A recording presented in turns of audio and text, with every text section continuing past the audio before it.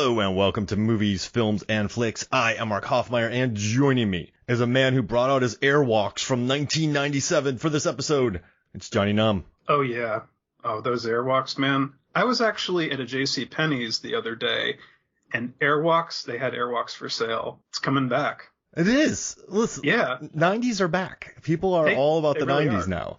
It's interesting because my partner's niece, she's like 17 now. All the stuff she is listening to is like the stuff we grew up listening to in the mid-90s. It's like Nirvana, Green Day. It's like all that stuff. That's what's hot now. That's pretty good hot. Like that's like Dookie. I remember buying the cassettes like Pearl Jam, Nirvana, never Alice in Chains. Never Alice in Chains. I just want to put that out there. But Soundgarden. Right. I don't mind Alice in Chains. I just never got into them. But I actually never did either. I listened to everything in the 90s. I was all over the place. And I guess talking about this movie, A Butter Place, as Kevin Smith and Scott Mosier called this during the intro that they did, the stupid intro, which is very funny. Yeah. For the DVD that you sent me. They did 3 introductions, actually. I was like, geez, man. Yeah. I was like, if this is the first one, I'm not going to listen to the other two, because I still had to listen to the commentary and watch the movie and do all the research. But this brought back so many memories of, I'm 41 and I watched everything in the 90s. Like in 92, I watched Reservoir Dogs when I was 10. I was watching everything. I just remember when Clerks came out, Reservoir Dogs, like Dazed and Confused, Slacker, just that whole, I'm leaving out hundreds of movies, thousands of movies, but it was a neat era, I think, to grow up in, because what like Sundance and Miramax, we won't get into the Weinsteins, but the explosion, I felt like, of independent cinema, sex, lies, and videotapes, and just this, maybe camcorders were easier to get, like film was more accessible. And it was fun to go back and revisit that and just watch this movie, A Better Place. I was filmed over 3 weeks in a hot Jersey summer, and a first-time director, very good cast for a $40,000 budgeted film. Yeah. But you sent this to me. You wanted to talk to me about this, Jonny Numb. This is part of our Feel Good series. And why did you want to talk about this movie? Mark, when I sent it to you, it had actually been a couple years since I'd watched it, but it had left such an impression on me from that one experience that I was like, this is perfect. It's dark, it's bleak, it's morally and philosophically murky, which I think is kind of a through line in our Feel Good series. It's like sort of ambiguous. Like it's like you have, well, do you have bad characters, or is it like the nature nurture argument? I think that comes into play a lot in this one because you're dealing with like teenagers. I just really like these coming of age movies. I would maybe compare this a little bit to Super Dark Times because you kind of have little bit of the same age bracket, and they're dealing with some similar conflicts with what kind of transpires over the course of the film, and how do you deal with this? How do you reconcile something bad that happens against like your feelings and like how you care for a person? How do you reconcile like your moral compass against, wanting to look out for someone who you consider a friend, even despite their flaws. Yeah. And you know what I love most about this movie is I really dug Super Dark Times and go back and listen to this episode. But what I like most about Ryan's character, played really brilliantly by Ian Bailey. And during the commentary, Vincent Pereira was saying that like Robert DiPatri as Barrett was very natural. Ryan is very actorly because Ian Bailey went to like not a fancy, but like a nice like school, and he just was very so you have two different approaches in this movie. But what I like most about Ryan in this film is that his entire life he's been told he's bad, right? And when you're told you're bad that enough, you're gonna believe it. Like that's just the way it is. Like if you are a pariah, if you are told you are bad, if you're told that you're a psychopath, the whole thing is his dad killed his mom, then killed himself, and now everyone's like, oh, you have a part of him in you. And we have to remember I think sometimes, remember when the Dawson's Creek explosion happened? Like I think sometimes we forget that teenagers are teenagers. They're not highly articulate, incredibly mature people. So when you're in high school and people treats you like that, you're going to buy it. You're going to believe it. Mm-hmm. And also one thing I really admired about this movie is the character of Barrett. He's unlike anything I've really ever seen before. So stereotypically, you and I grew up in the 80s, 90s, and like I think stereotypically a character like that would be, for lack of a better term, a nerd. He'd be the guy shoved in the locker, and it'd be played for a laugh. Yeah. Yeah, and he'll fight anybody in this movie. He doesn't back down from anybody. He's a likable kid, but he also just doesn't take crap from any of the, he defies pretty much anything you would see, I think, in a mainstream film at that time. Yeah, and I agree with that, Mark. The funny thing about Barrett's character is, did you watch Freaks and Geeks? Yeah, I did. He reminded me so much of Martin Starr's character, like just in terms of how he looks and a little bit of how he talks and acts. But you're right. He's like tall, he's lanky. Someone says you're like a stick. If you would have fought that guy, he would have like knocked you, he would have knocked your ass out. And he's like, yeah, you're probably right. He would have. But it's like he has the glasses, he has kind of the monotone, but he's also like, the bullies try to pick on him at the very start, like first day of school. He's sitting in a desk and the head jock comes to him and says, "Get out of my seat. This is my seat." And he's like, "Well, this is the first day of school. How can you have a claim on this seat?" kind of. And it just escalates from there. And he gets up, he pushes the guy. There's this whole thing before he just kind of reluctantly sits somewhere else. And I'm like, right from that moment, it's like, oh yeah, you're not establishing a stereotypical nerd. You're establishing an actual, person here, like an actual three-dimensional character. Geesh, who would have thought, right? Yeah, no, it's like, it can be done. It can be done, Hollywood. Yeah. Especially in a 3-week shoot where, you know what I think too? I think any aspiring filmmakers, I mean, times have changed. During the commentary, Vincent Pereira was talking about the film stock he used. Like a lot of people these days are not using film stock, and they don't have to worry. I mean, they need to know about the exposure triangle, but they don't have to worry about what kind of film stock to use in a wooded area as opposed to an open area. But during this time, they were talking about how, they use a wheelchair as a dolly for the long take when they're walking on the road. They were talking about, there's that scene where Barrett meets Ryan's sister and she tells him about the accident and the pictures of the husband are cut out. Yeah. And I guess that scene took forever to film because it was just such a cramped, crappy place that the actors were like, "This is a cramped, crappy place. I can't get into this." And everyone fought. Right. It really is sort of a film school 101, which as me, as someone who teaches film, I stress El Mariachi to my students. I talk about Clerks. I talk about Do the Right Thing. I talk about the indies and how those, like, I also talk about Deep Blue Sea a lot, but whatever. And I show them hallway. I dedicate an entire episode to hallway fights. But so I'm not being super pretentious here, but I think movies like these are very important because it's a really interesting look into like how to make an indie a successful indie. And there's a lot of scenes where they're sitting down, but they have to. You can't have a lot of blocking in those scenes. You need to stand somewhere and talk. But I think first and foremost, what Vincent did best was hire the 2 best actors for the job, and they carry it. Like this is good, and it's not precious. You and I have watched a lot of movies, and indies that just feel too precious or like too. Yeah, and some there are some Miramax and View Askew films that are a bit too precious. I think so. No, definitely. It's like, oh, it's a bit too sentimental. It romanticizes, and this one doesn't romanticize, I don't think. No, and it doesn't have that hyper, and it wasn't too.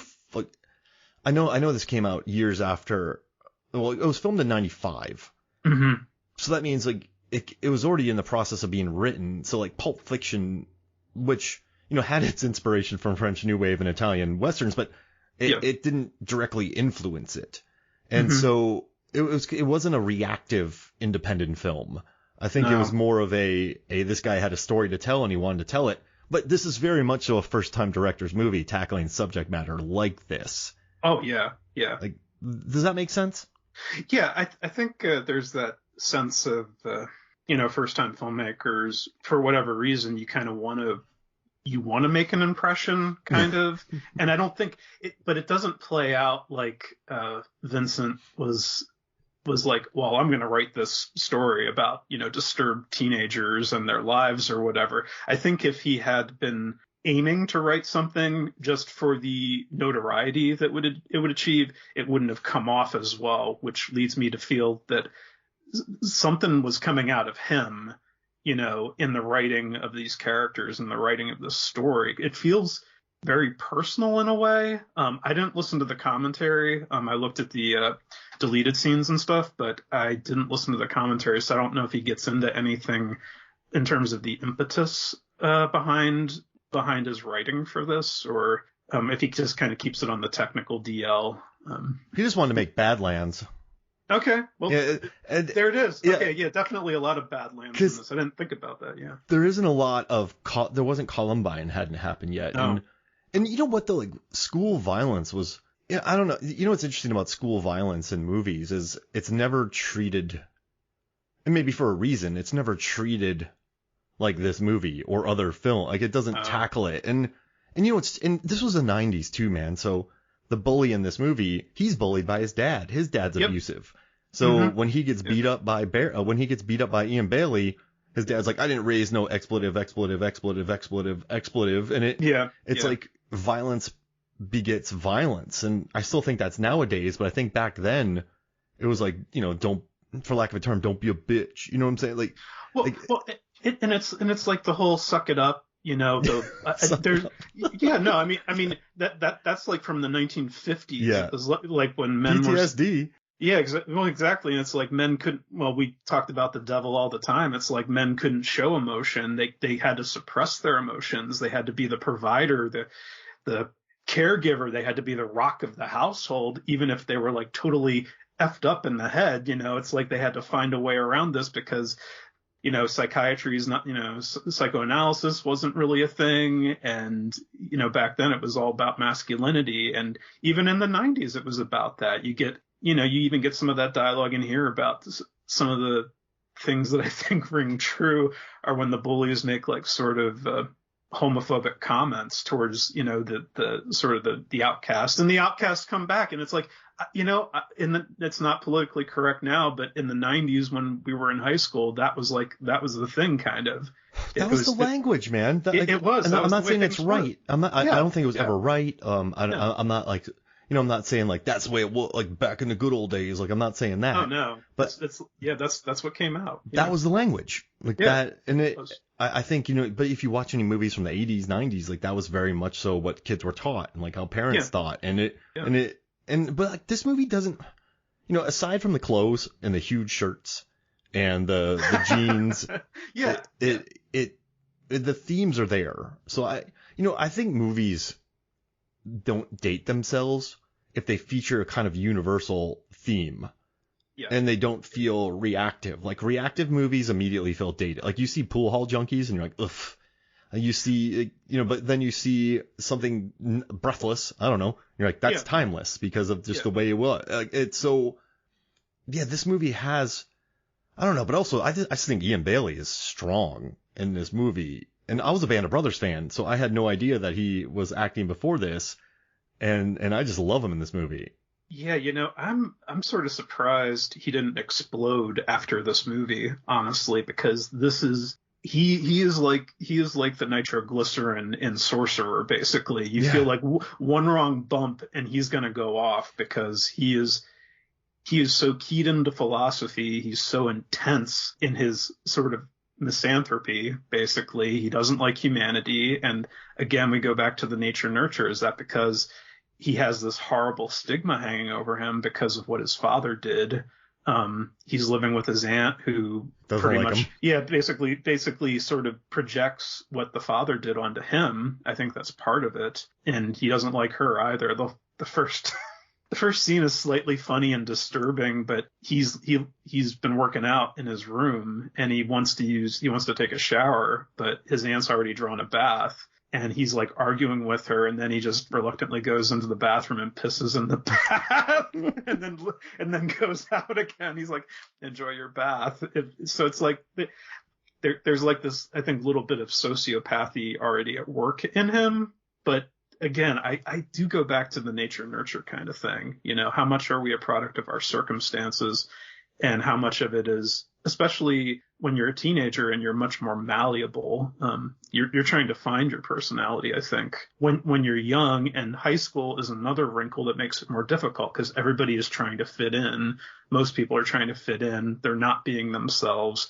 They want to be accepted. So that adds an extra layer of confusion. High school is very confusing. Yeah, the last thing you want to do is stick out, right? But then you're not really being yourself. So then no one's being themselves.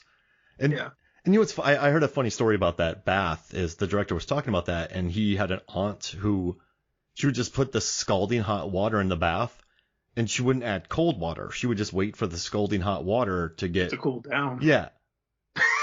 And so he was always like, I could probably just pee in there right now.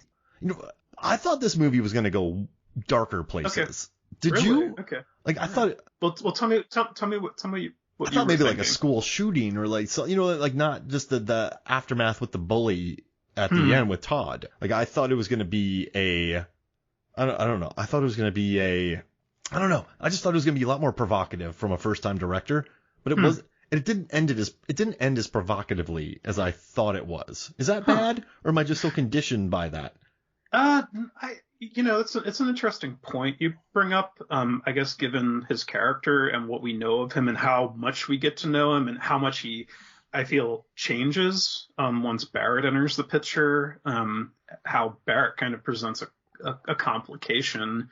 Because it's like, oh, here's someone who might understand me, but I can't share him with anybody. He's got to be. It is almost this weird kind of bromance between the two of them in a way.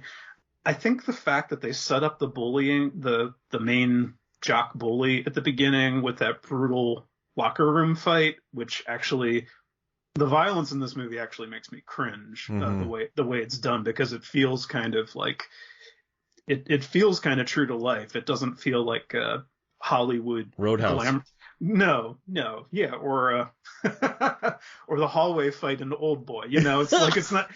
We don't have a hallway fight at the end of. High school fights are ugly, man. They're ugly. They are ugly fights, and so this movie definitely showcases that. That's for sure.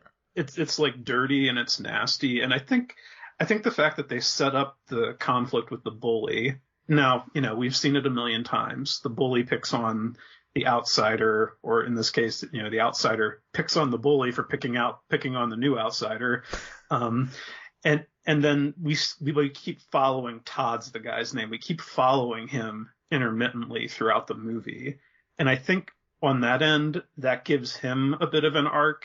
And I think it makes more sense that the film would begin with Ryan fighting him in the locker room as a way of defending Barrett, and it would end with Ryan like sort of finishing the job, but now it's a different, the motivation and the purpose has shifted to something more in line with Ryan's sort of misanthropic world-hating philosophy, basically. Jeez Louise. And you know what though? Does he have any right to love the world? I think there's something to be said. There's movies I've seen. I watch a lot of movies with angry put out loners. I think that's one of the things I relate to. I think it's kind of what we were talking about. It's like, well, the world says I'm terrible, so you either try and prove to the world that you're not, or you kind of get to that point where it's like, well, the pressure of things is just going to make me this person, whether I want to or not, whether I'm right in thinking this way about myself, whether other people are right in thinking this way about me. And we don't have that when we're teenagers. We don't have that level of empathy and sort of objectivity and awareness. Because I've talked with my therapist many a time about this. Like, oh man, I felt like I should have been easier on my mom and dad and not been such a brat sometimes. And she's like, well, you had no awareness that you were just centered on yourself, because that's what kids are. They're centered on themselves. They don't have that, what you get hopefully in your 20s, if you're not a sociopath, kind of, you start to be like, oh, well, the world is bigger than just me and what I want in the moment and what I think I need in the moment. It's more complicated than that. So. Anyway. No, you're absolutely right. And, I think a lot of high school kids, especially ones like Ryan, who, I bet you his upbringing wasn't great. His parents probably had a lot of fighting. Then he had his aunt. So this is a guy who he was never able to focus on the world. He focused on himself and went inwards because he was just in sort of survival mode. Yeah. Like when you're in high school, like it or not, I mean, there are differences, and I know that they're generational. The kids in the 90s are much different than they were now. But your world is so small when you're in high school. And so when you're 16 years old, you might have traveled a few places, you might have done this or that or the other, but you're focused on yourself because you don't really have to focus on other people. You don't have, some people do, correct me, but I'm not saying everybody, but I would say the majority of kids are just going, okay, I have algebra, I got to get my car, my parents are dumb because they won't let me go to this movie. So you're focused on because you don't have to think about.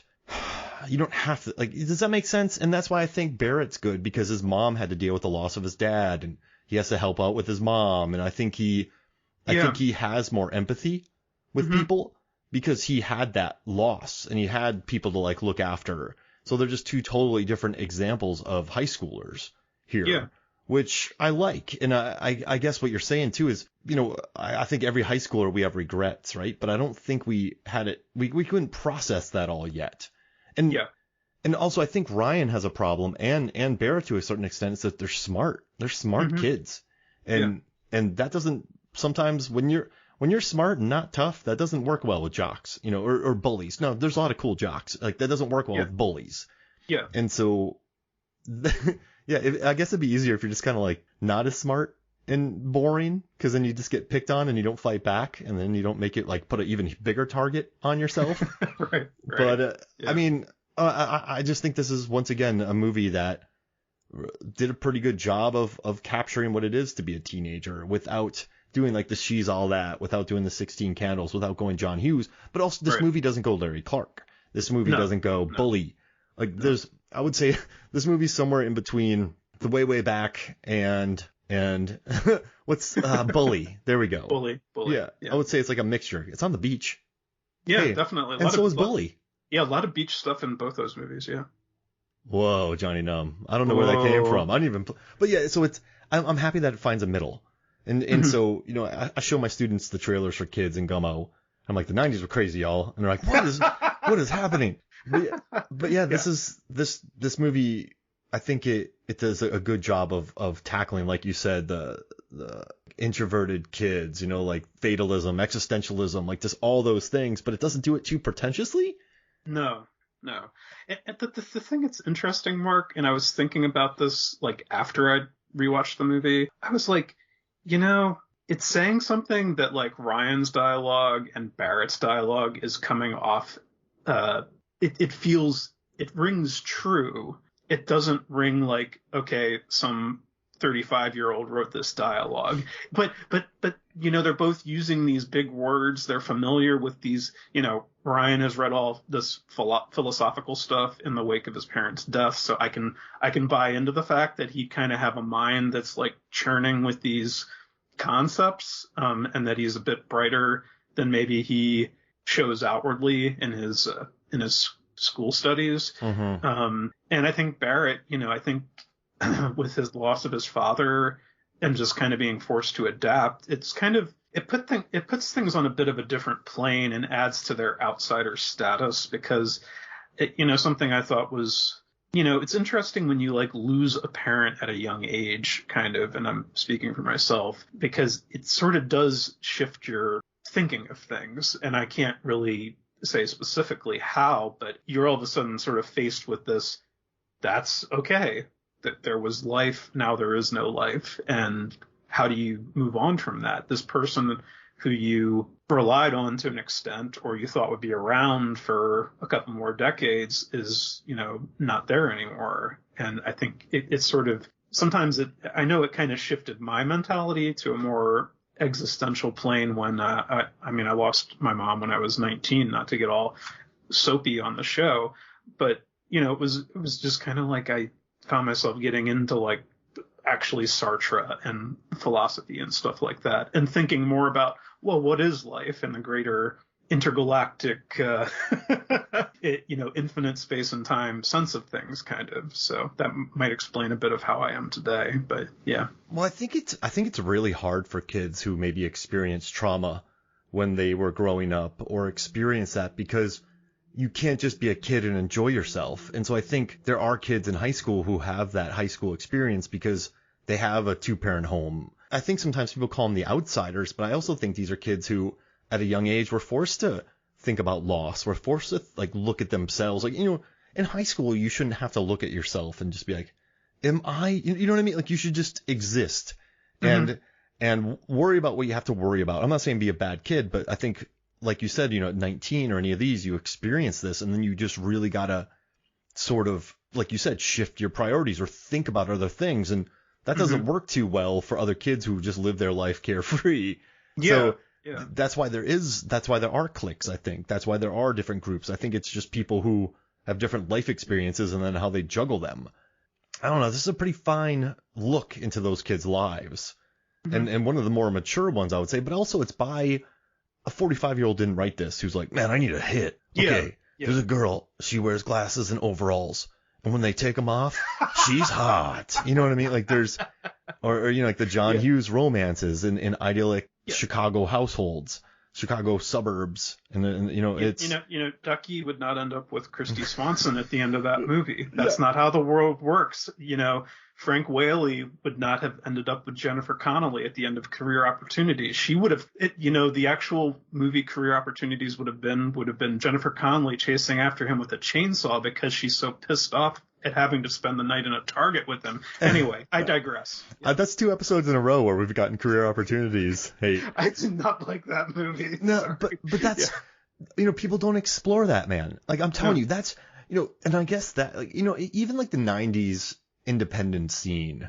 I loved a lot of those movies, but they were older than I was at the time, so I couldn't really gel with I love Party Girl. Parker Posey is amazing, but I couldn't really bond with that. I couldn't really bond. Like I thought Swingers was cool, but that wasn't me. And so this would have been interesting to watch because it was by a younger guy who wrote it. He had maybe something to say. He'd been thinking about this for a long time, and that's honestly that's why I like our ever expanding how more people are making films nowadays. It's just there's so many outlets to put film out. And I think also the indie boom of the 90s helped people put movies like this out. And then I know this movie never took off. It did really well in the festivals. I never even heard about it until 3 decades after its release, a long time.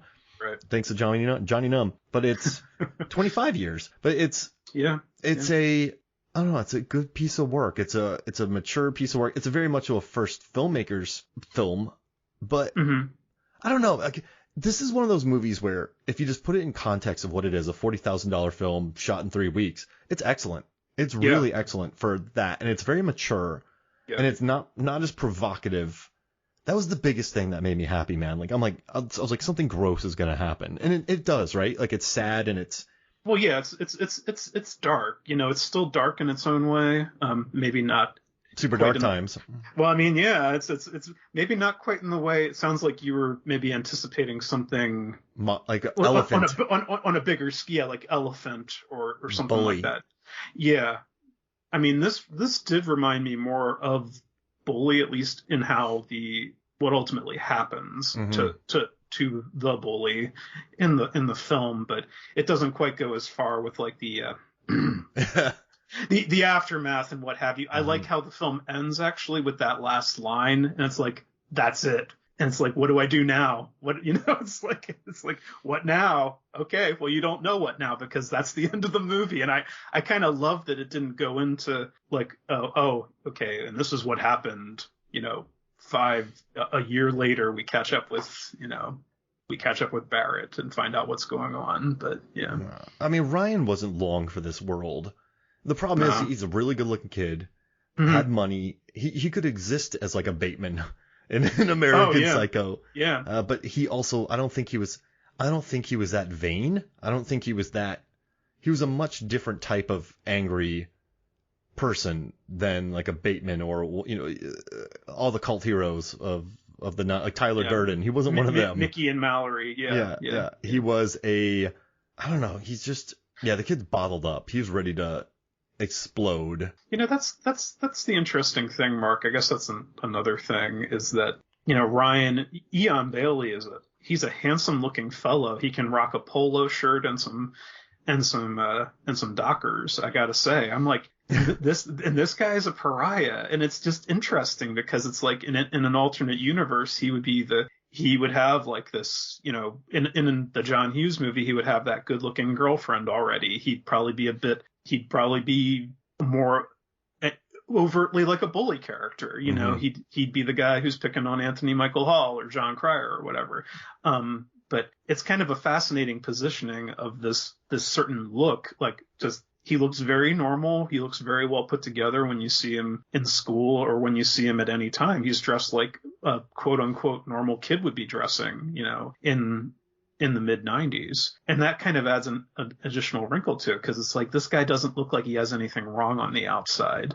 But then you see that fight scene in the locker room and how he, pummels that guy's nose in a way that made me just like, ew, it's just okay. There's something wrong here. And, there's a thing when you have a parent pass away at a young age, but it's a whole other thing when you have that, oh, he's the crazy kid because his dad did this really horrible thing. And I like that Vincent doesn't go into he doesn't explain any of the motivation. There's no backstory. There's no explanation as to what was going on in the dad and mom's relationship. We just know they're dead and it was terrible. And you see some really awful brief flashbacks to it, and of Ryan discovering it as a kid. And it's just like, that's all you need, really. That's all that's going through his head is I saw this horrible thing. I can't get it out of my head. It doesn't matter why they did it or why, what was going on between them. It's there. It's there. It happened and it's done. Now, what do I do with it as a person? And we can look at, growing up, we can look at moments in our lives that we remember, right? That were quite gnarly, but they were 1/100th as what Ryan saw. And they still informed us as adults, so the trauma that this guy has on him, and also too, though, I think what Bailey does well is there's an energy about him that's off, and I know nothing about crystals or energy or chakras or signs or if you're into it, I really find that interesting how people can read it, but sometimes you just sense someone's energy is off. Yeah. And listen, I think there are times when people use their own prejudices to say the energy's off, but that's more on them. But I do think there are sometimes people who have this really interesting energy that no matter who you are, when you're around this person, you're like, this is. Does that make sense? I'm not saying personal opinions or where you grew up or how you feel or any of that. There's just a person, and I think Ryan has that though. But I don't know if that's nature or nurture. Yeah. And that's another question that I like that the movie just kind of leaves hanging there. It's kind of, you the viewer, you make the call, you explore that, kind of on your own time, and I think it's interesting how, yes, I've to your point, I've known people like that, and they're usually folks that I have a few things in common with. But there's something that's like, oh, there's this thing here, and it's kind of like throwing the rest of the clockwork out of sync. But it's like it's sort of like when you're listening to Ryan do his horrifying speech with the slow dolly in, where they're just sitting out in this actually beautiful. That was a zoom. That was a slow zoom. They didn't even dolly that. Zoom. Yeah. They didn't even. Okay. Yeah. I just noticed that the camera just keeps getting closer and closer to him. And the closer it gets, the more horrifying the stuff he's saying becomes. It's like I'm sitting there listening to him. It's like, in some of what he's saying, I was, in some ways, I'm still with some of the stuff he's saying. I'm like, yeah, I still think about that sometimes. But some of it's very much like this high school mentality of it's like, oh, I just hate everybody. And, the uncut version of that where he's dropping all these racial epithets too is just like, oh yeah, he's okay. This is the point where I get up and walk, take a walk because I need to kind of unplug from this for a second, because this is it's going from, okay, I get it, to like, oh, you're talking about sort of, mass extermination events or whatever to improve the landscape and all that. I'm like, I don't know if that's the answer. Run away. Yeah, it's like, run away. And what's funny, I remember I was flying home once. I was coming home from a Comic-Con and there was a delay. And the people at the desk were like, hey, our flight's delayed because they have to do maintenance on the wing. There's something wrong with the wing. And this guy started, it was a long wait, but it's the wing. Like, it fix the wing. Who cares? You kind of need the wing to fly. And this guy got up and just started this scene. We're waiting too long, and he had eventually had probably 8 to 10 people with him, and yeah. And then he would keep going further. Then a couple people would drop out, and then he would go further, and then a few people would drop out, and eventually it was just him, like losing it.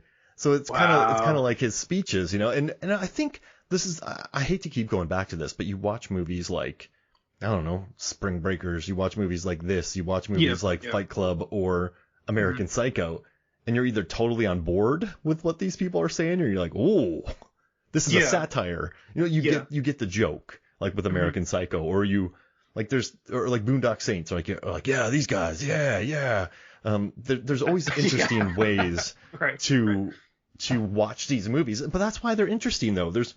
It can speak about someone's persona and what they think about the character. Yeah, this guy was right, or this guy was wrong, or this guy was a monster. It's interesting to put an undefinable character in front of people and then let them decide what this person is, and it makes for interesting conversations.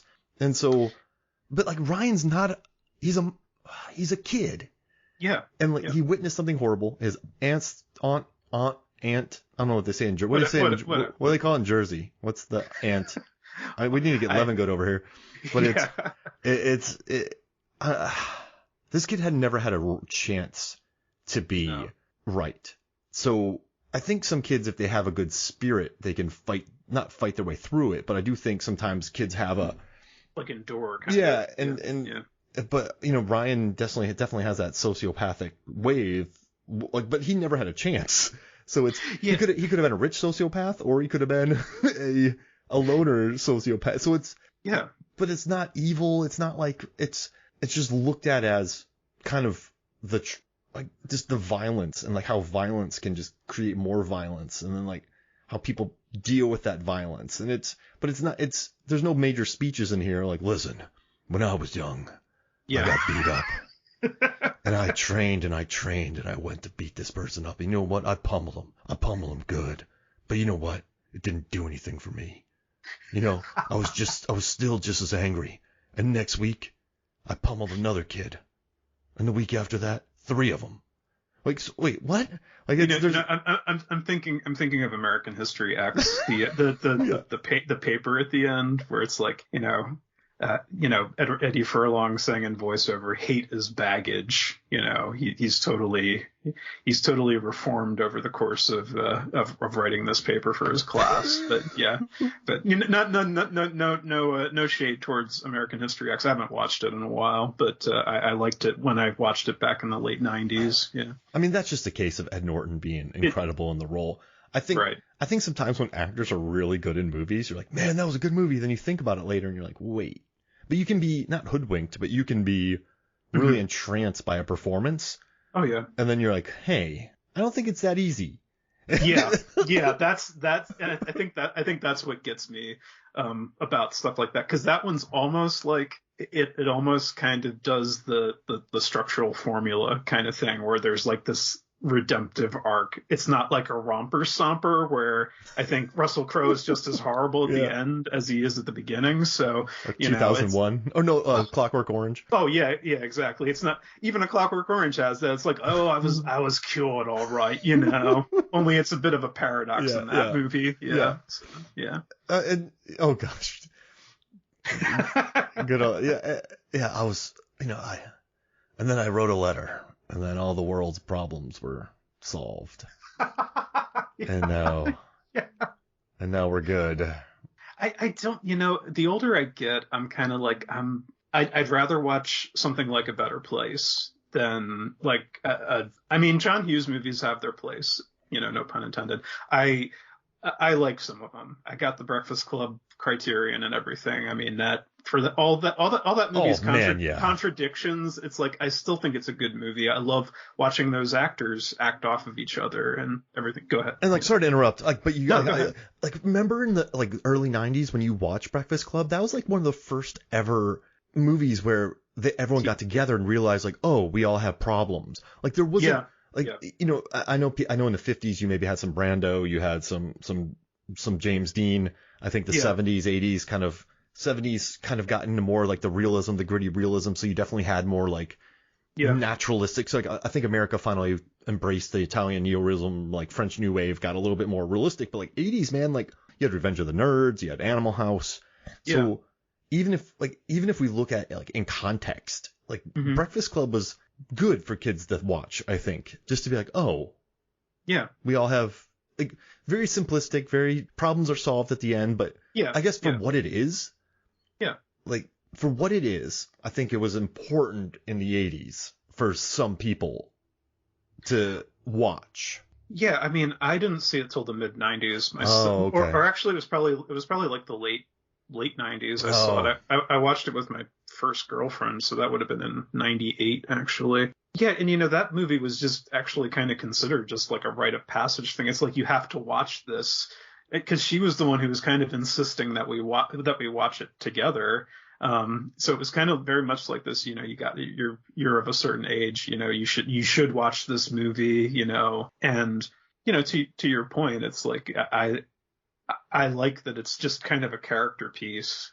Maybe that's part of what appeals to me is that there's not a lot of flash. There's not a lot of fanciness with it. There's some cheesiness, like him walking across the acoustic tiles, which would never happen in reality because he'd just fall through them. But, you know, just the way these kids interact, and one minute they're saying something and they agree with each other, and the next minute they're saying something and getting on each other's nerves and they're arguing about it, you know. Oh, you're awesome one second. Oh, you're a bitch the next. That's very kind of, I don't know. It feels very true to life, true to being a teenager with, you know, you're ruled by emotion. Everything is like fluctuating faster than you can keep track of it. So one minute you're like really happy and the next minute you're like miserable and angry. So it's, yeah. And depending on how you're raised, your temperament, your parents, your nurture, your nature and the way you were nurtured, it explains how you deal with that. And I think this would have been a good movie for some people to watch, I think, because it's an interesting way of like how violence can go in movies and how rarely it's ever treated three-dimensionally. But I mean, I guess it is, but those aren't the movies that are going to make it huge. And so I think movies like this definitely get relegated to the sidelines because do you want to watch that? Like, do you like, you need that theatricality. You need that emotions to get butts in seats, not just like, oh yeah, you know what? I just like boxing. Like it's cool. Like I'm not, okay. So I'm not totally broken and I'm doing this because of this and I need an outlet for this and blah, blah, blah. I was like, I just I like combat sports. So it's, I don't know if maybe you can make sense of this. I don't even know where I'm going, but it's just a movie that, I don't know. I just thought it was interesting the way it, I don't know, looked at these kids and but it didn't try to overly explain them, but it also, they feel believable and lived in and different. And we don't really get much of that. Yeah. And I think maybe the difference there is that, you know, in the John Hughes movies, you know, since we'll just use that as the yardstick, for lack of a better yardstick, because his stuff was so popular, and sort of, I would say, helped define the landscape of what you saw in the 90s, like with the whatever it takes, the bring it on, the she's all that kind of stuff. So I think what's interesting about this is that it's a different side of that coin. And you often in John Hughes movies, well, Harry Dean Stanton was my poor dad in Pretty in Pink, you know. Mom, I don't know what happened with Mom because I haven't seen that in forever. She's probably dead. But at the same time, it's like, well, she probably died of natural causes. Dad loved her a lot, you know. So it's like Molly Ringwald has to kind of carry the torch in being her own woman as a teenager and kind of being the mom surrogate for Harry Dean Stanton. Whereas in this film, I'm kind of like, you know, these are two traumas that these boys undergo, and, you know, sort of this uniting factor, I think, in how they are the way they are. And it's a sort of trauma that you don't quite see presented in such a grim kind of matter of fact way. Actually, I'd forgotten so much of this movie that when it started, the whole thing with Barrett getting the hose for his dad while he's up cleaning out the gutters on the roof, and I was like, is this a dream sequence or something? And it's like it's shot like one, because the camera follows him. He gets this tangled up hose, which is kind of a metaphor for the tangled up morality and the tangled up philosophy of this movie, and he pulls it back, and we see that his dad, he's had an aneurysm and he's fallen and he's cracked his head and died. And it's so surreal. And it's shot in such a surreal way that it's like, is this really happening? Is he actually does wake up, but we find out it actually happened. It's not a bad dream. It's a bad dream, but it's a bad dream of something that happened to him. It's not like, oh, my dad's still alive. He's making breakfast. He's okay. It's like, oh shit, I'm still not over this. It's like, I'm still haunted by this, but it's only been 3 months. So I understand, how he would be haunted by that, for a long time to come. Yeah, that's not going to leave you. And the same with Ryan. I think there's an additional flashback moment that I really love that we haven't brought up, where he's a little kid. It's after he's discovered his parents sometime later, and he's talking to his aunt. And it's like it's beautiful looking outside. It's like trees. It's like a spring day. It's clear. And he says, like, all innocent, to his mom to his aunt, do you think my dad's in heaven? And she slaps him and says, listen to me and know that your father is burning in hell right now. And again, it's like these flashbacks to the violence, the flashbacks to the blood, the flashbacks to that moment where your aunt says something really horrible. Maybe she meant it, maybe she didn't. Maybe she was caught up in the emotion of the moment, but that makes sense to me that that's what Vincent and Ryan go back to, is just these brief flashes of stuff. Because it's like, that's the stuff that's burned into your memory. That's the stuff that I'm not going to say you need to get rid of, but it's stuff that you need to somehow learn how to confront or live with in yourself. And that's, I think, another part of where the internal conflict with Ryan comes from. So, well, geez, and I love that line too, where he goes like, the only person here that actually accepts me is like an antisocial bastard. Yeah. Yeah. It's like he even calls him that. There's so many great lines in this movie. And like, she's like, you're just like him. You watched it. I mean, like, everyone writes him off. Yeah. I just think but also, like, he's very aggressive. I know Ryan's very aggressive to women, like when he goes after Augustine, like he's really, and then, to his credit, Barrett sticks up for her and does that, which once again, I was like, what's happening? Like, why is he, I don't know. And then also you have the thing with the guy on the private property who kicks him off the land. That's a whole other thing. Yeah. He does that on purpose, does he not? But he's a kid, so who knows? You still throw the rock. Yeah, I think that's the thing, and I almost think I think a sign of the maturity of the characters is that Ryan starts to argue with the guy who's like, well, this is my property, get the hell off of it, and he and Barrett have this brief conversation. It's like, this guy probably doesn't even appreciate what he has, which is probably true. Mm-hmm. He's probably just like, I just have look at all this acreage I have, and it's mine. It's more about that than actually doing anything with it or appreciating it. So I kind of liked how they had this like brief little back and forth before Ryan is like, oh no, I'm going back there and giving him a piece of my mind, or I'm going to tell him something. I'm not leaving or whatever. I did feel like the rock throw was deliberate though. Yeah. He maybe didn't mean to, I'm sure he didn't mean to kill the guy, but I think he probably wanted to hit him at least. And listen, so I taught high school for many years, and we're talking about like that guy speaking to him like that. When you have certain students who are supposed to grow up too soon, or have what Ryan, or have what Barrett, or have a home life that's not great. Like, the last thing they want to do is go to school or have adults tell them what to do, because that's their life. So once again, that's like a believable thing for why he would want to go back. Like, you don't want, like, does that make sense? Like, it's really hard to take instructions when you've grown up probably just without parents, living in a house, kind of doing what you want. And then all of a sudden this guy on this property is telling you what to do. I'm not saying it's right or wrong, and you don't think it through, but when you live that kind of life, when you have that freedom, you're like, well, no, like I'm not gonna just like I think other kids would just take it like, okay, I'll get off your land, sorry. But like someone like that who doesn't have to answer to people, that would make him mad. So once again, it's another situation that's not contrived. No. I mean, that feels more organic to the story. So it's it's just good writing. It's a good writing by a guy who did a good job on this film, and he talks a lot during the commentary though. Jonny Numb. Okay. He barrels through everybody, but there's important things. It's like when they're on that water tower, you see the boom mic pole. Like he has some fun stories. Oh, okay, all right. Yeah. But it's, I don't know. I think it all still works, and you could tell that he had Terrence Malick on his mind. You could tell that you could tell that he cared a lot, but he knew his stuff when he made the movie, and it's just, I don't know, it's just an ambitious little project. Not little. I don't want to talk about it, but like ambitious independent film. Yeah, I would say it was little for what it was. I mean, $40,000 even in 1995 dollars is not a lot of money. That's pretty low.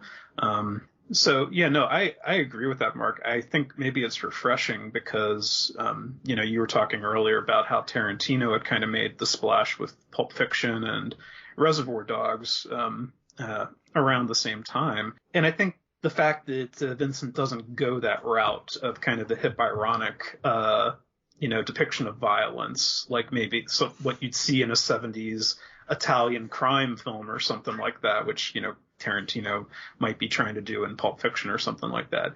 He goes for a more gritty, more realistic depiction of things. And even his like artistic flourishes, I feel like I wanted to mention something that came across my mind, and you can tell me if I'm reaching with it. But I kind of liked how Barrett and Ryan, when they're together, they're always at like these concrete structures, kind of like a lot of them are in bad shape. Some of them are graffitied or whatever. They've just been like lost. Some of these things have been lost to time, like the warehouses in Asbury Park with the windows busted out. But you still have these huge concrete structures that they're kind of like gravitating towards and hanging out at.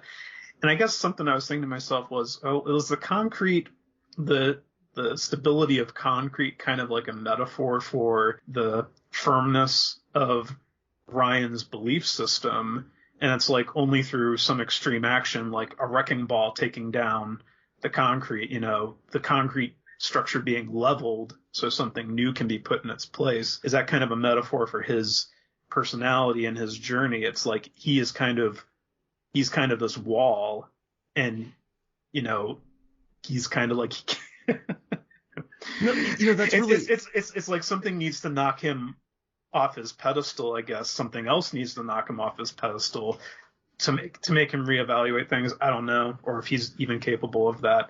I just thought it was an interesting motif of the concrete, like concrete structures. Yeah. And building off that, I have a couple points. Building off that, I think all the concrete too. You have the abandoned buildings, the broken glass, the graffiti. Everywhere he goes is dilapidated. So he's not even he's at closed down water towers. Like he's a structure that's still very tall and powerful. But everywhere he goes. But I also think too, all these concrete, all this broken down stuff, like that's places where he can be alone. This is a guy who wouldn't go to a mall. This guy wouldn't. Yeah. He wouldn't go to the ice cream shop. He wouldn't go to the roller rollerblading. Like he would be the guy who was in the woods. He's the guy who's on the tower. He's the guy who's skulking around a park. Like that's not that you go to those places to get away. Get away and not be around that. Does that so it's Oh yeah, that absolutely makes sense. And he even has a line about how this place was beautiful. Or places are beautiful until human beings come in and trash it up or whatever. It's like they determine how much it's going to be desecrated or whatever just by dint of their presence, something along those lines. And I'm like, the composition of he's complaining about Asbury Park and I guess New York City and stuff like that. And I'm like, well, if you hate people so much, you don't want to be around them. Like I like when he said, hey, let's go to the city because we have to know there's someplace worse than this. So it's I think when you get to that point in your life, you do withdrawal and you go to the place, like, and then I think that becomes your persona. Like, I think that became his persona. Like, look how many kids are, in high school, you get treated a certain way. That becomes your persona almost to a certain regards. And so I think he leans into it, and I think that's just where he goes. And also, like, they're probably cheaper to shoot at, but I like your idea of that concrete. He's looking for something, but none of it's, like, he's not at a beautiful brutalist structure somewhere. He's not, he's more at home in the abandoned buildings or the parks, because he can be alone. Does that make sense? Like, it's not like, I'm sorry, I'm going to make a dig at a movie here. It's not like Saltburn, where a character would be looking at this beautiful painting of like some sort of wartime massacre, and it's clever because it's saying something deep about the character. Yeah. It's not like, he would rather isolate and be more with nature and withdraw from, and as we know, it's like you need that human contact, and you can't just it's not healthy to just have an echo chamber. That's all he has, right? So that's the thing there. So he's already withdrawn, and he hangs out with a guy who I think he views as a little bit like himself. So, and that's their connection, and he lets him in, and then it's like when he doesn't turn out to be kind of, when he spends his time with other people, when he starts to push back against some of the stuff he's saying, it becomes a bone of contention. It's like, well, I've been I've had friendships or relationships with people where it's like, they're cool up until you start to maybe you start to articulate your own thoughts, and then they're like, well, what's this all about? It's like, why don't you agree with me? And I've had my run-ins, and I've known people who've had run-ins with like narcissistic personalities like that, and it's quite you're like, okay, it's sort of like, and they both speak their mind too, right? I don't think Ryan would like Barrett if he was an egg from Arrested Development, which makes me happy. Like, I don't think he wants eggs. Like, I think he likes this guy Barrett because he will fight and he will speak up and he will do that. Does that make and so but he also has no idea how to handle his emotions, this kid. So he doesn't overreact, I wouldn't say, but he also, I kept thinking this was gonna, I was like, is this gonna be like Cape Fear? No, not Cape Fear. Is it gonna be like Fear with Mark Wahlberg, or he becomes like a stalker, and it never goes any of those places.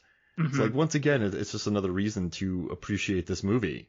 And I dig it. I love it, Jonny Numb. What other thoughts do you have about this movie? Or do you want to jump into our 1990s independent movies draft that we would take to a deserted island that's full of wonderful, it's very comfortable.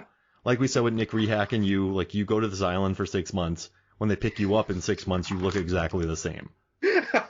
Yes. Maybe better. I just had a few minor observations.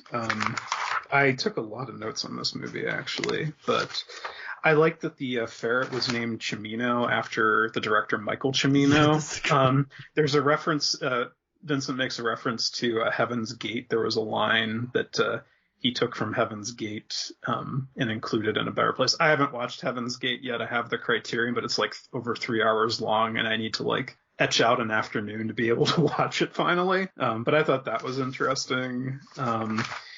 I like that we never see Barrett's mom.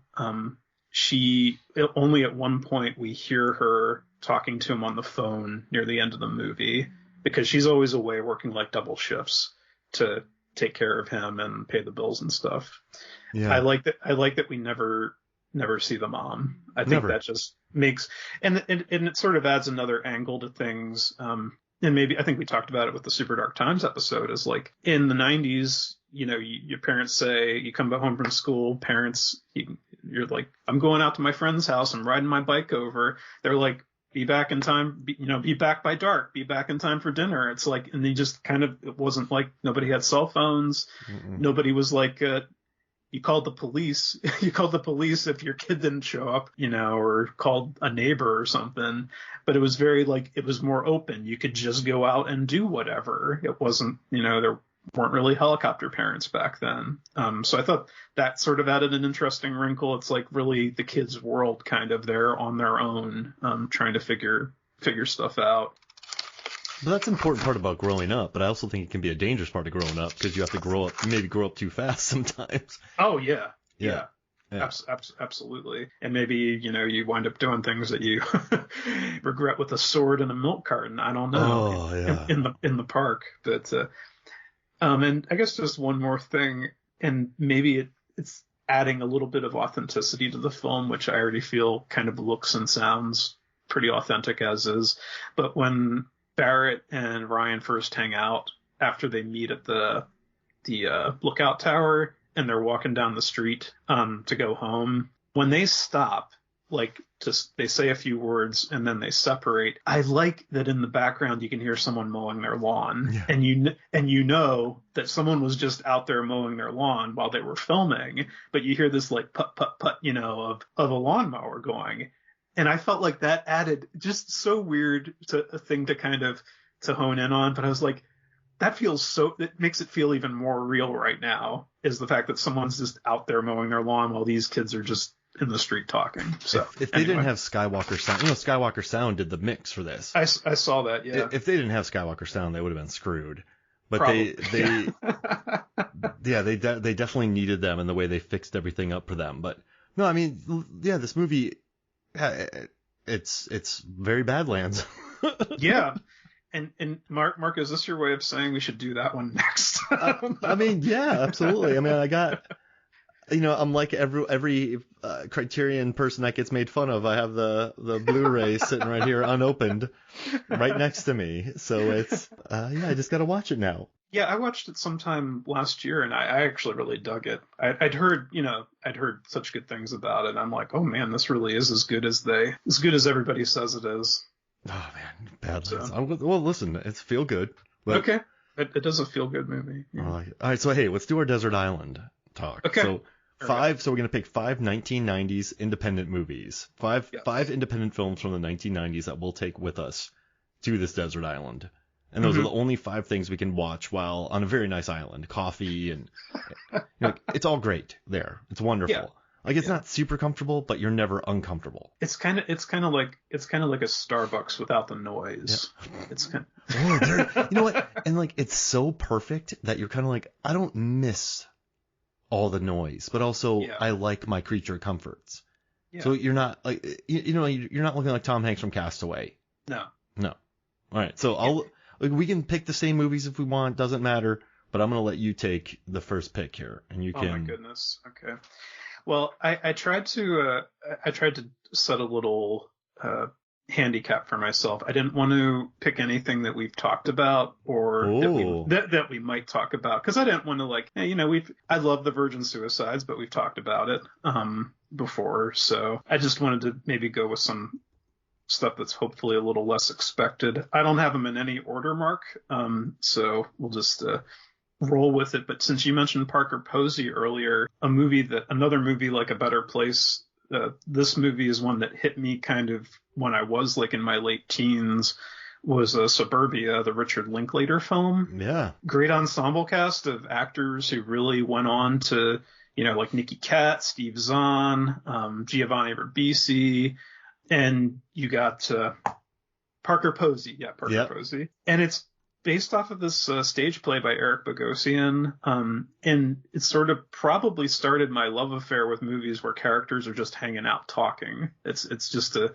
bunch of characters hanging out at the it's not the Quick Stop, but it's some convenience store, and they're just spending their night there. And they're just getting into arguments. They're talking BS. They're talking philosophy. They're getting drunk. One of their friends who's made it into the big leagues of the music industry comes by in a limo, and Parker Posey's his press agent and everything. And it's just interesting to see like how over the course of a couple of hours, basically the relationships shift and change. And the performances are fantastic. Oh, yeah.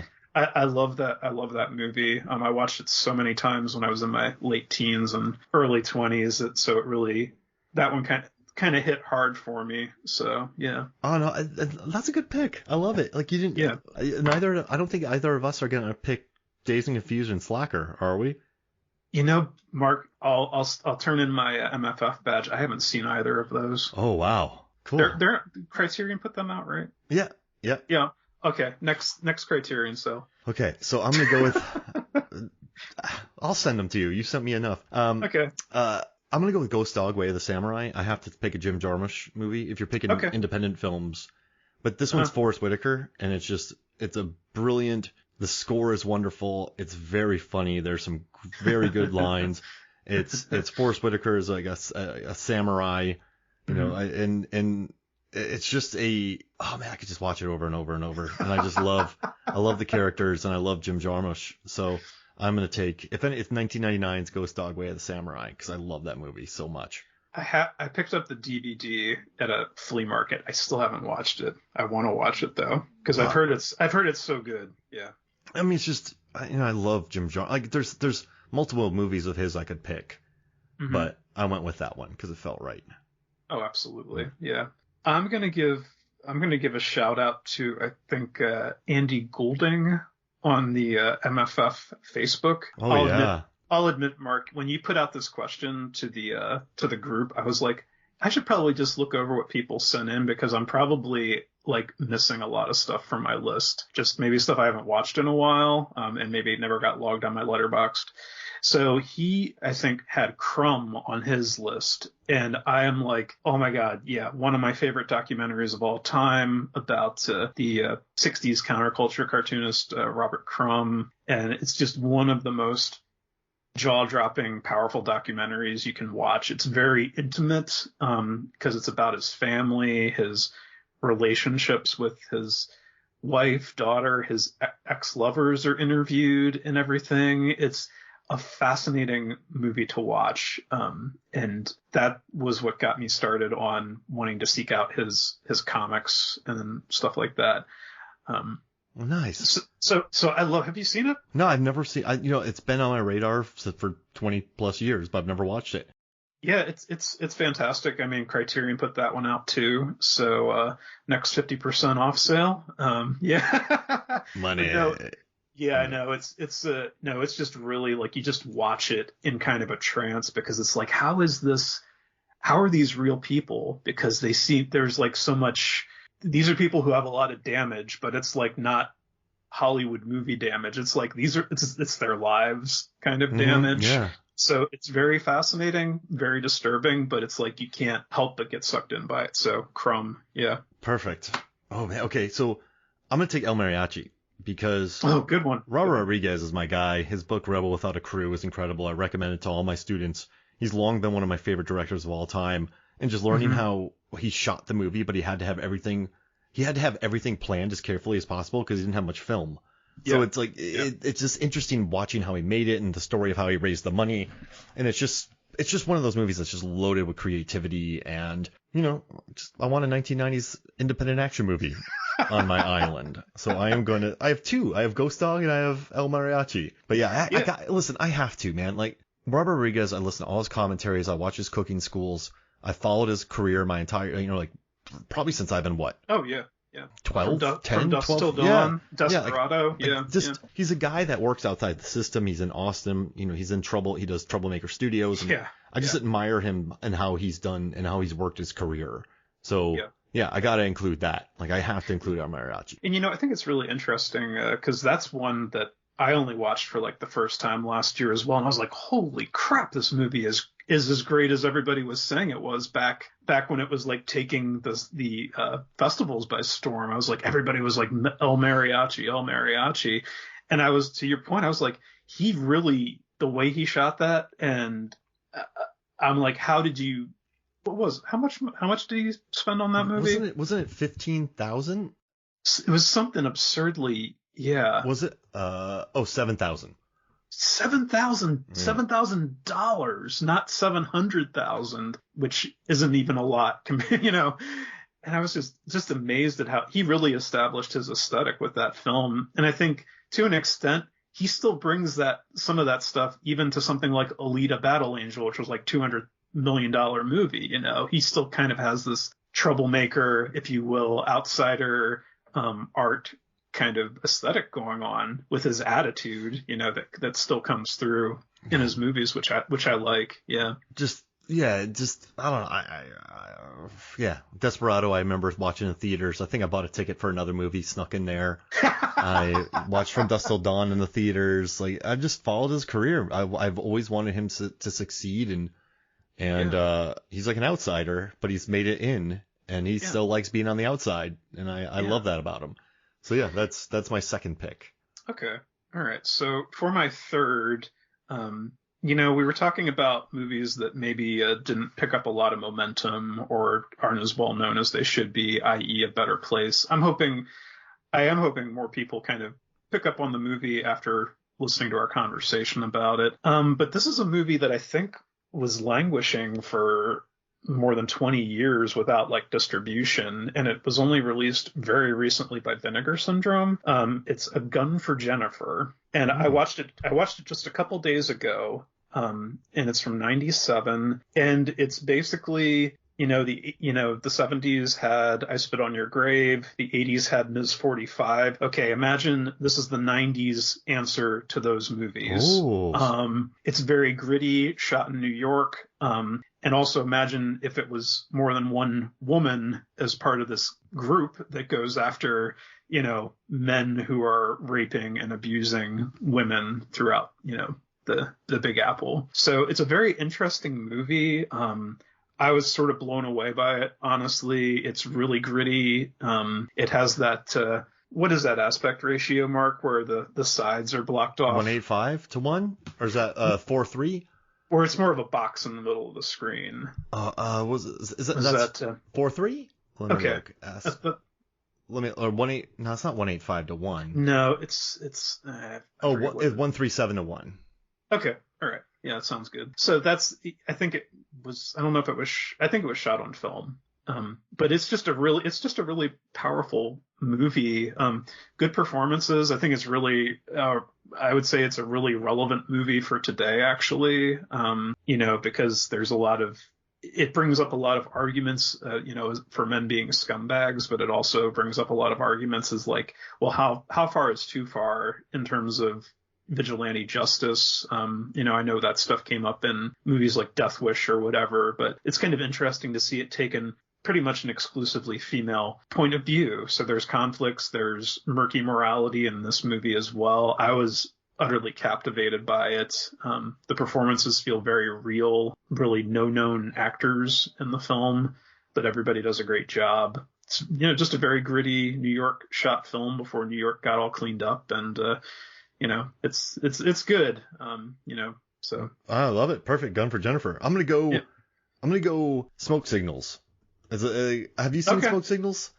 I have not. It has a very bad wig in it, but I still like it a lot. It was written by Sherman Alexie, just one of my favorite writers, and I watched it in college. I remember going to the theater at FSU and watching it, and it stars Adam Beach, Evan Adams, Irene Beddard, Gary Farmer. It's just about a road trip about a guy who has to pick up his father left, and his father died, and he had to go pick up his body. So it's about him on a road trip. But it's a movie that I've I was on an airplane the other day, and it was on the airplane. I just watch it. It's a movie that I just watch. And it's I think Adam Beach is wonderful in it. It has a really bad wig in it. Other than that, it's a good movie. But it's it's pretty heavy to take on an island, but this the themes of fatherhood and dealing with your family and then just the whole thing about it's a coming of age comedy drama, but it's also a road trip movie. And I just love Adam Beach in it. I still think he should have been nominated for an Oscar for Flags of Our Fathers. Okay. And it's just a good movie. It's a really good movie. And so that's Smoke Signals. That's my third one. Awesome. Well, for my fourth one, I'll go with one that I think is just a lot of fun to watch, and that's Frankenhooker from 1990. I got some flack for saying I like this movie better than The Bride of Frankenstein, but so be it. I hold by that opinion. Frank Henenlotter wrote and directed it. He's the guy who did Basket Case, Bad Biology, Brain Damage, a bunch of other pretty notorious films. And this is just basically a retelling of kind of the Frankenstein story. A guy's girlfriend has an accident has a tragic accident with a lawnmower. So he reconstructs her body using I believe it's like the body parts of prostitutes, and she comes back to life. And it's, I think Patty Mullen, who plays Frankenhooker, is just like, she gives honestly one of the great performances in all of horror cinema. She's hilarious, and her body language and twitches and ticks are like so spot on and hilarious. It's just a lot of fun. It's just a really fun movie and very creative, I think, despite its low budget. Yeah, I've never watched it, so add that to the list. Hey, this is fun. Oh. We're never watching some of these films. Okay, so Yeah. this is tough because there's 3 I want to pick, but I'm just gonna go real quick. I got to do Bottle Rocket because Wes Anderson was huge for me. Mm-hmm. And Bottle Rocket is probably one of my favorite films, and I still quote it all the time. Like, I never wanted to answer that question. I never want to answer another question about water sports ever again. It's a movie that watching Royal Tenenbaums in 2001 and laughing when no one else in the theater was laughing, I was like, maybe I like movies differently than people. And it was, Bottle Rocket's just a movie I adore. I have some of his print. I have a print of it up in my office from Tim Doyle, and it's probably my. I really liked Wes Anderson movies when they're more blue collar and focused on, like, Asteroid City. I know Scarlett Johansson was an actor and Schwartzman was a photographer, but they're hurt, like they're catastrophically wounded people is what they call themselves. And that's when I like him best, when he's dealing with more baggage in Darjeeling Limited and movies like that. Like, that's when I think he's at his best. So I'll take Bottle Rocket as my 4th. Now I got to struggle to think what my 5th pick is, but I can do it. Okay. All right. So, all right. I guess this is my last one. Well, it was down between it was between 2, but I'm going to go with this one since it kind of pleasantly surprised me on a rewatch, and I think it has this great attitude and creativity about it. It's Matthew Bright's Freeway from '96.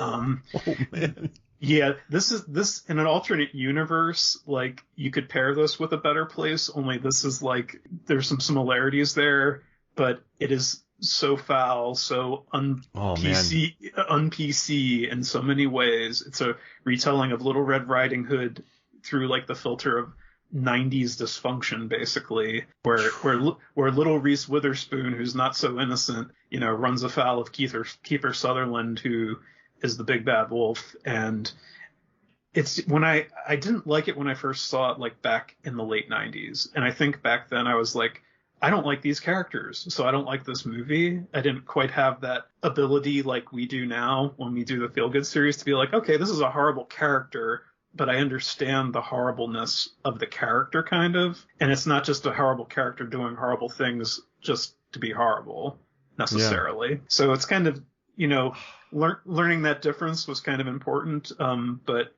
when I rewatched it, I was like, oh, I love the attitude of this, the way he tells the story, and he does such a good job of recreating the beats of Little Red Riding Hood in a totally unique and innovative way. But it's like dark, it's violent, it's vulgar as hell. But I would argue that, Reese Witherspoon and Kiefer Sutherland give like career best performances. Like, when they're together and like talking before he shows his true colors, it's like really compelling, I think. So it's a real like ride of a movie, I think, because you're getting like whipped in all sorts of different directions emotionally and tonally, but he manages to make it all work, I think. So, man, when I watched Freeway when I was 15 or 16, I remember going, this is too much. Like, I remember I was like, I feel nasty. But that's good though. A movie that makes you feel that. So I'm glad you picked that. It's a wonderful pick. And I'm not going to pick Abel Ferrara's The Addicted, even though I like that movie, a nice black and white vampire film. But so, okay. So it's between either Before Sunrise for me or SLC Punk. Now, SLC Punk I loved because Jason Segel is like the punk in that movie. He's the one who wears the polo shirts and just beats the ever-living crap out of people. When then the real punks are like not really the punks. Like, so the punk in that movie is a guy that doesn't dress like a punk. Yeah. Which makes me very happy. But I think I'm going to go with Before Sunrise because I just love a walk and talk. I love a link letter. It's my favorite of the trilogy. I got to have a link letter in here. So I'm going to take Before Sunrise. That feels right. Yeah. So I got, well, this is good. You have Suburbia, Chrome, A Gun for Jennifer, Frankenhooker, and Freeway. Yeah. I have Ghost Dog, Bottle Rocket, El Mariachi, Before Sunrise, and Smoke Signals. Yeah, I think you have the more eclectic list, but I like both of ours. No, man, this is brilliant.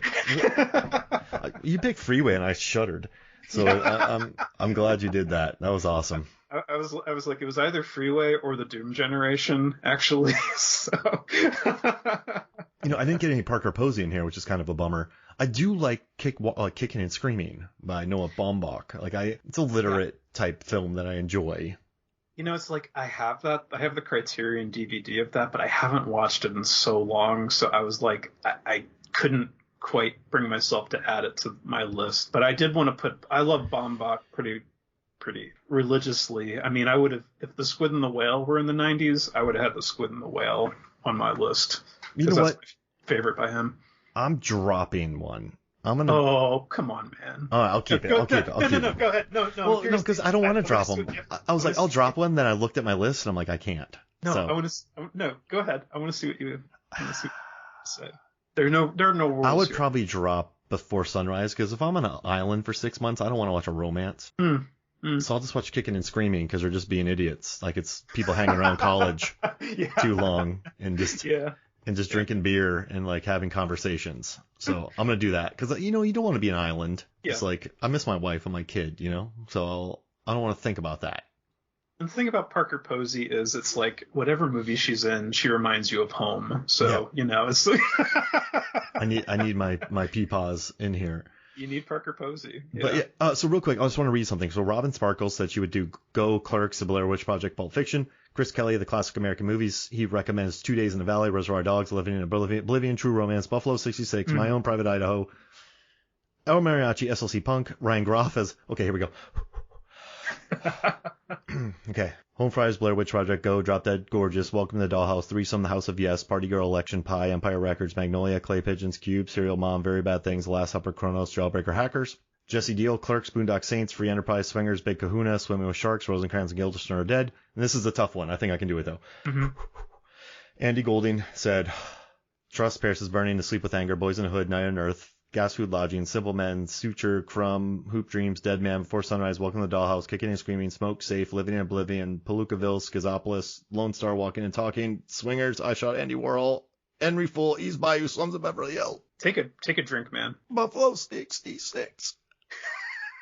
Ghost Dog. I was afraid you were gonna pass out there, man. I would have. Yeah. I committed. And I got it out there. I just had to like sit there for a little bit and like marinate in my lack of air to get those final things out. Good job. All right. Well, hey man, where can people find you, Jonny Numb, before we get you out of here? Probably the best place to find me at this point is I'm still on Twitter or whatever you want to call it now, at Jonny Numb. There's no H in the Johnny. You can also find me on Letterboxd at Jonny Numb, and I have my own website where I write about just about whatever I want to write about. Sometimes I do post movie reviews, and that's JonnyNumb.com. I love it, Jonny Numb. Yeah. Thanks, man. What's next? Clean shaven? We can do that. We can do Badlands. We can talk about it. Flip a coin. Yeah. Because I feel like it's your turn to pick something, though. Okay, let's do Badlands. Let's do Badlands. All right. We can do Badlands. I like that. Good movie. Some Terry Malley. Awesome. I'm getting my air back. Well, hey, man. Jonny, thank you so much for joining me, man. This is wonderful. Thank you, Mark. It's great talking to you. So for me, Mark Hoffmeyer, for Jonny Numb, this is Movies, Films, and Flicks. We'll see you next week.